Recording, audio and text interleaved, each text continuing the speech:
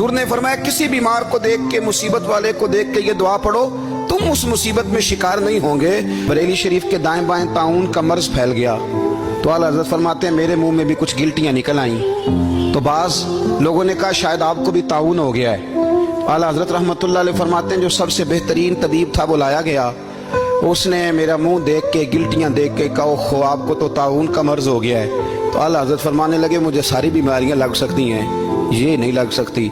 उसने कहा हकीम मैं हूं कि आप हैं? फरमाया नहीं आप ही हैं, पर ये बीमारी मुझे नहीं लग सकती, ये मुझे हो नहीं सकती।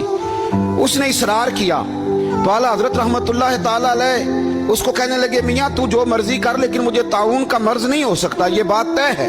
वो नाराज होकर चला गया। अब ताउन की जो गिल्टियां होती थी ना वो बड़े बड़े महीनों नहीं जाती थी, तकलीफ रहती थी। आला हज़रत कहते हैं मैंने उसी रात ना थोड़ी सी काली मिर्चों का सफूफ बनाया और मिसवाक में रख के जब मुंह के अंदर छिड़का तो थोड़ा सा खून निकला और मेरा मुंह बिल्कुल ठीक हो गया। सवेरे मैंने कहा बुलाओ ना अपने हकीम को जो कहता था ताउन हो गया है। तो लोग कहने लगे हुजूर आपको वैसे कैसे पता था ताउन नहीं है?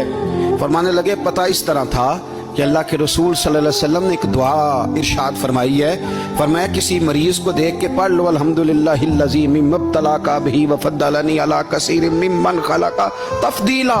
हुजूर ने फरमाया किसी बीमार को देख के, मुसीबत वाले को देख के ये दुआ पढ़ो, तुम उस मुसीबत में शिकार नहीं होंगे। फरमाने लगे मैंने ताउन के मरीज को देख के दुआ पढ़ ली थी, तारे टूट सकते हैं, चांद गिर सकता है, सूरज अपनी जगह छोड़ सकता है,